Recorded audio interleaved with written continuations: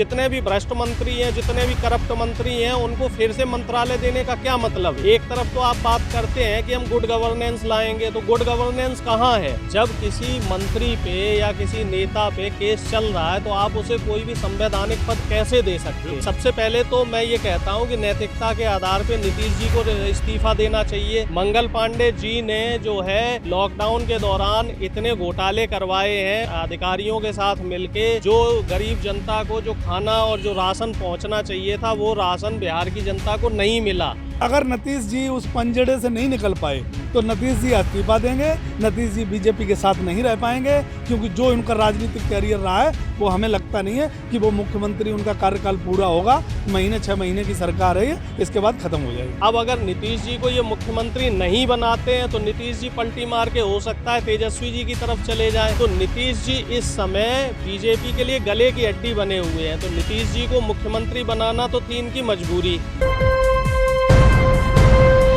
Live TV, सच सबसे आगे। नमस्कार, आप देख रहे हैं द लाइव टीवी और मैं आपके साथ जुनैद अंसारी। और बात करेंगे बिहार की। बिहार में अभी कुछ दिन पहले ही सरकार बनी और सरकार बनने के बाद ही जो शिक्षा मंत्री उन्होंने इस्तीफा दे दिया। अब जो वहाँ के स्वास्थ्य मंत्री हैं मंगल पांडे, उनके भी इस्तीफे की मांग हो रही है, क्योंकि जो लॉकडाउन में था उन्होंने काम अच्छे नहीं किए। तो क्या लगता है, बिहार चुनाव में जीते एनडीए, सरकार बनी और पहले शिक्षा मंत्री का इस्तीफा, अब जो मांग चल रही है मंगल पांडे जो है वहाँ स्वास्थ्य मंत्री उनकी। भाई पहली चीज़ तो ये है कि बिहार में ये चुनाव जीते नहीं है।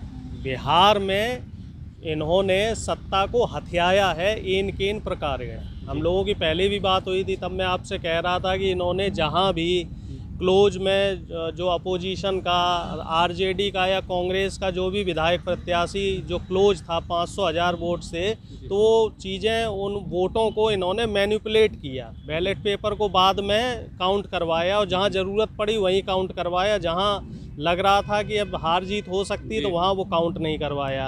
अब दूसरी चीज़ आप ये देखिए कि जो नीतीश जी के मंत्री थे वो सारे के सारे मंत्री हार गए। ठीक है, तो अब किसी ना किसी को तो मंत्रालय देना है। तो इन्होंने जो शिक्षा मंत्री बनाया था जिनको, तो उन शिक्षा मंत्री पे, ये हमारे देश का दुर्भाग्य है कि उन पे ऑलरेडी आपका 2010 से 15 की सरकार के बीच में केस चल रहा था भ्रष्टाचार का। तो जब किसी मंत्री पे या किसी नेता पे केस चल रहा है तो आप उसे कोई भी संवैधानिक पद कैसे दे सकते हैं? ठीक है, अब इसमें भी सबसे पहले तो मैं ये कहता हूँ कि नैतिकता के आधार पे नीतीश जी को इस्तीफा देना चाहिए। और ये मुद्दा कब उठा? जब तेजस्वी जी ने इस मुद्दे को उठाया और सरकार पूरी तरीके से घिर गई, तब जो है 2 घंटे बाद ही शिक्षा मंत्री जी को रिजाइन करना पड़ा। अब दूसरा नंबर आया मंगलम पांडे जी का। मंगल पांडे जी ने जो है इसके लॉकडाउन के दौरान इतने घोटाले करवाए हैं अधिकारियों के साथ मिलके, जो गरीब जनता को जो खाना और जो राशन पहुंचना चाहिए था वो राशन बिहार की जनता को नहीं मिला। और वो उस चीज़ को लेके अब फिर से विपक्ष मुद्दा बना रहा है।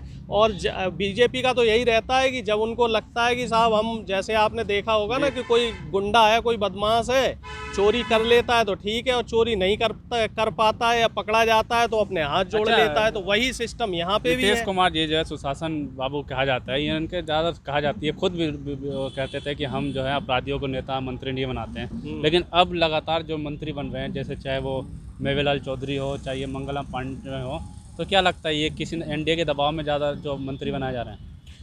देखिए, इस समय नीतीश जी कहीं ना कहीं एनडीए के तो बीजेपी के तो दबाव में है ही है, क्योंकि नीतीश जी की जो सीटें हैं पहले से लगभग आधी रह गई हैं और बीजेपी की सीटें पहले से लगभग डेढ़ गुनी हुई हैं। अब मजबूरी बीजेपी की ये है कि नीतीश जी पलटू राम नाम से फेमस हैं। अब अगर नीतीश जी को ये मुख्यमंत्री नहीं बनाते हैं तो नीतीश जी पलटी मार के हो सकता है तेजस्वी जी की तरफ चले जाएं। तो नीतीश जी इस समय बीजेपी के लिए गले की हड्डी बने हुए हैं, तो नीतीश जी को मुख्यमंत्री बनाना तो थी इनकी मजबूरी।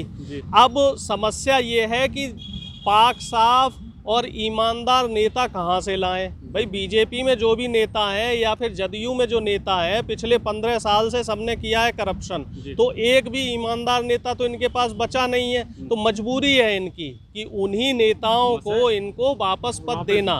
मजबूरी में इनको ये सब करना पड़ रहा है। बिल्कुल, जिस तरीके से जो है स्वास्थ्य मंत्री फिर दोबारा दूसरी बार शपथ लिया। लॉकडाउन में काफ़ी शिकायत की, अस्पतालों की बदहाली, आपने खुद देखा होगा बिहार के अस्पतालों की स्वास्थ्य की बदहाली कितनी थी। तो अब लोग जो है ना इस्तीफे की मांग हो रही, तो क्या लगता है इस्तीफा देंगे ये भी?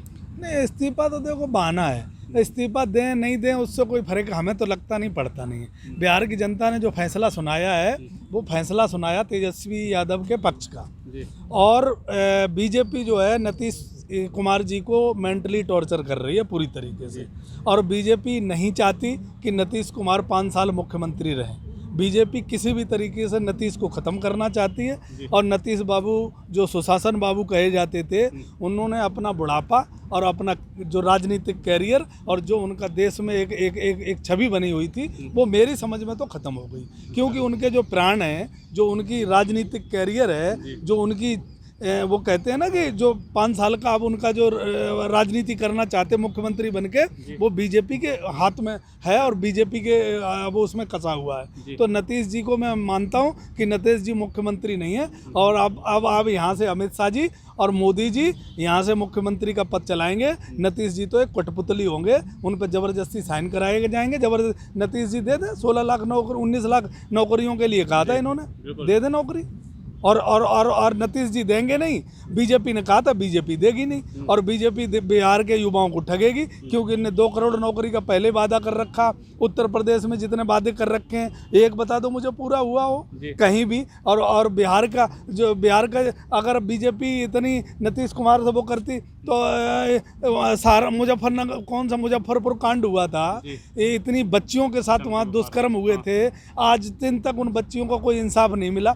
और बेटी बचाओ और बेटी पढ़ाओ का इनका अभियान चल रहा है, सिर्फ कागजों पे चल रहा है और टीवी पे चल रहा है। हमारे देश की मीडिया जो है वो टीवी पे मोदी जी को चला रही है और अमित शाह जी को चला रही है। बेटी पढ़ाओ और बेटी बचाओ पूरे देश में एक हम गाजियाबाद से लेकर के, सहारनपुर से लेकर के, मुजफ्फरनगर से लेकर के, हापुड़ से लेकर के, बुलंदशहर से लेकर के पूरे भारत में आज बेटियां त्रायमान बोल रही हैं। बेटियों के साथ बलात्कार हो रहे हैं, FIR दर्ज नहीं हो रही है। और बेटियों के साथ इतना अन्याय हो रहा है कि 6 साल की बेटियों के साथ अत्याचार हो रहा है। और बेटियों की माँ और बेटियों के माता पिता 5,000 रुपये न कर पा रहे हैं और ना ही बेटियों की FIR दर्ज करवा पा रहे हैं। तो देश का बुरा हाल है, बिहार का बुरा हाल है। बिहार फिर तेजस्वी को मांग रहा है, चाहे वो बीच में चुनाव हो या ये गठबंधन। क्या लगता है चुनाव होगा, हो सकता है? मुझे लगता है अगर नीतीश जी उस पंजड़े से नहीं निकल पाए तो नीतीश जी इस्तीफा देंगे। नीतीश जी बीजेपी के साथ नहीं रह पाएंगे। नीतीश जी को घुटन हो रही है, नीतीश जी का जो है गला दबा हुआ है बीजेपी ने। नीतीश जी मुख्यमंत्री नहीं रह पाएंगे इतने दिन तक, क्योंकि जो उनका राजनीतिक कैरियर रहा है वो हमें लगता नहीं है कि वो मुख्यमंत्री, उनका कार्यकाल पूरा होगा। 6 महीने की सरकार है ये, इसके बाद खत्म हो जाएगी। जी बिल्कुल, जिस तरीके से एनडीए ने साठगांठ करके जो बिहार में सरकार बनाई और सरकार बनाने के बाद मंत्री बनाया, मंत्री पद लगभग 3-4 दिन के अंदर ही इस्तीफा दे देते हैं और फिर दूसरे मंत्री की भी इस्तीफा की बात हो रही है।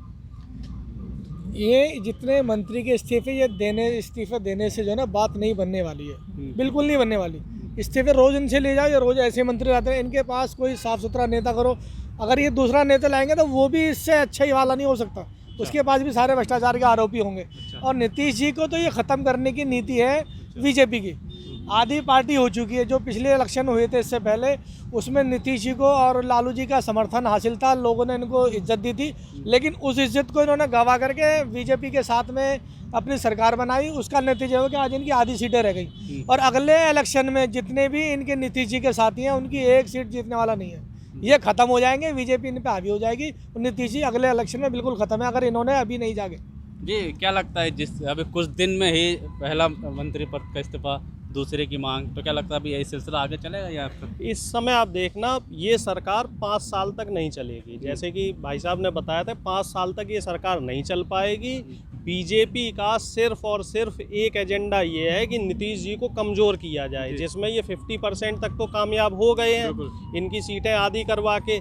और अब बीजेपी का अगला लक्ष्य यही रहेगा कि ये फुल फ्लैश दोबारा चुनाव करवा के पूर्ण बहुमत से सरकार बनाए। लेकिन एक चीज़ ये भूल रहे हैं कि जब जनता ने आपको इस चुनाव में नकार दिया, इस चुनाव में तो आपने अधिकारियों को और शासन प्रशासन की मदद से वोटों की हेरफेर करके जैसे तैसे मामला अपना जो है बना लिया। लेकिन अगली बार जो अब स्थितियां जो बदल रही हैं, अब अगर इसमें एक पॉइंट ये भी बन सकता है कि हो सकता है नीतीश जी अपनी घुटन से बाहर आएँ आखिरी समय चल रहा है नीतीश जी का। नीतीश जी ने इतनी लंबी राजनीति की और 1970 का वो दशक है। मुझे अभी भी मैं किताबों वगैरह में पढ़ता हूँ, कई आर्टिकल्स में पढ़ता हूँ, तो नीतीश जी ने जो राजनीति सीखी थी वो लालू जी से राजनीति सीखी थी। और एक टाइम पे 90 के दशक में नीतीश जी ये बोलते थे लालू जी से कि मैं आजीवन आपने जो रास्ता दिखाया है समाजवाद का, उस रास्ते पे चलता रहूँगा और आपको कभी धोखा नहीं दूंगा। लेकिन नीतीश जी ने अपनी अंतरात्मा को बेच दिया और सत्ता और कुर्सी के दबाव में और उसके लालच में वो इतने घिर गए हैं कि वो अपनी ज़मीर को भी खो चुके हैं इस समय। लेकिन अब मुझे लग रहा है कि अब ये नीतीश जी का आखिरी समय है, तो हो सकता है उनकी अंतरात्मा जागृत हो और वो नैतिकता के आधार पे रिजाइन दें। और ऐसा आप देखना 5-6 महीने में ऐसा होने वाला है। नीतीश जी, बीजेपी ने उनको, जैसे होता है ना राक्षस किसी तोते को पिंजरे में कैद कर लेता है, तो इस समय नीतीश जी की स्थिति वही है। नीतीश जी बीजेपी के चंगुल में पूरी तरह से फंसे हुए हैं। तो इस चंगुल को वो बहुत जल्दी तोड़ेंगे और इससे निकल के आएंगे। और बीजेपी पूरी तरीके से उन पे हावी हो रही है और उनको नाकाम करने की कोशिश कर रही है। इसी वजह से आप देख लो, जितने भी भ्रष्ट मंत्री हैं, जितने भी करप्ट मंत्री हैं, उनको फिर से मंत्रालय देने का क्या मतलब है। एक तरफ तो आप बात करते हैं कि हम गुड गवर्नेंस लाएंगे, तो गुड गवर्नेंस कहाँ है? बिहार की जनता के लिए रोजगार है, वो कहाँ आएगा? जब आप भ्रष्ट मंत्री को और भ्रष्ट नेता को सरकार में लाएंगे तो वो गुड गवर्नेंस नहीं हुई आपकी, है ना। तो इस चीज़ से नीतीश जी बहुत जल्दी बाहर निकलेंगे और मुझे तो ऐसा लग रहा है कि हो सकता है कुछ समीकरण ऐसे बने कि अतिशीघ्र हमें तेजस्वी जी के रूप में नए सीएम का चेहरा देखने को मिलेगा। क्या लगता है, जिस तरीके से ऐसा हो सकता है, जैसे बता रहे हैं कि नीतीश जी हो सकता है इस्तीफा दे, लेकिन नीतीश कुमार को कुर्सी कुमार भी कहा जाता है, तो क्या लगता है कुर्सी के लालच में आके एनडीए से बीजेपी के साथ गठबंधन की और उसके बाद ये इस बात से मैं आपके सहमत हूँ कि नीतीश जी को कुर्सी कुमार कहा जाता है, लेकिन नीतीश जी को सुशासन बाबू भी कहा जाता है। और सुशासन बाबू में ऐसे मंत्री पद कैसे? हाँ तो सुनो तो, नीतीश बाबू को सुशासन बाबू भी कहा जाता है, लेकिन नीतीश जी की जब नीतीश जी कुछ दिन पहले रेल मंत्री रहे, राजनीतिक करियर उनका लंबा रहा, हम लोग पढ़ते थे, उनको देखते थे, तो उनका एक जो राजनीतिक छवि रही वो एक सम्मानजनक रही। अब उन्होंने अपना बुढ़ापा खराब कर लिया। आपको याद हो तो उन्होंने ये कहा था कि हम मट्टी में मिल जाएंगे, लेकिन भारतीय जनता पार्टी के साथ नहीं जाएंगे। मैं उनको कहना चाहता हूं कि नीतीश जी, तुम मट्टी में मिल गए और तुम भारतीय जनता पार्टी ने तुम्हें मट्टी में मिलाया है, किसी और ने नहीं मिलाया।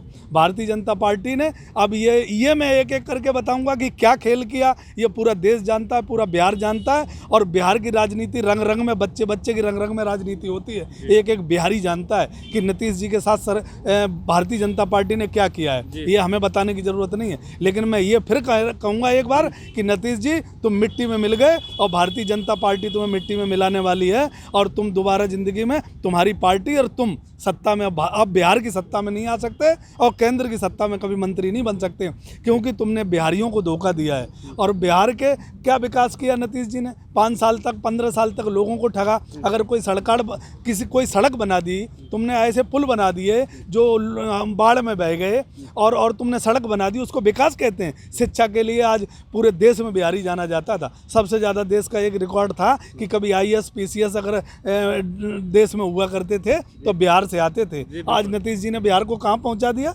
मैं कहता हूँ ये भारतीय जनता पार्टी की छत्र छाया में नीतीश जी अगर मुख्यमंत्री रहे तो बिहार बर्बाद होगा और नीतीश जी का कैरियर बर्बाद होगा। नीतीश जी अगर इस्तीफा दे दें और या तो चुनाव में जाएं या तेजस्वी यादव को मुख्यमंत्री बनाए, तो मुझे लगता है कि बिहारी भी माफ़ करेगा और बिहार भी माफ़ करेगा। बिल्कुल, जिस तरीके से आपने देखा कि सरकार बनने के कुछ दिन बाद मंत्री पद का शपथ लिया, उसके बाद 3-4 दिन बाद ही जो थे एक शिक्षा मंत्री ने इस्तीफा दिया।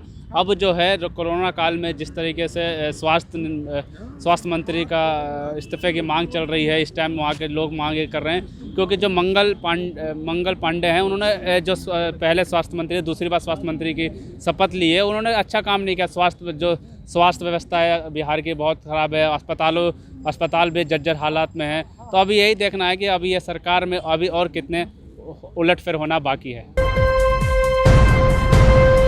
लाइव टीवी, सच सबसे आगे।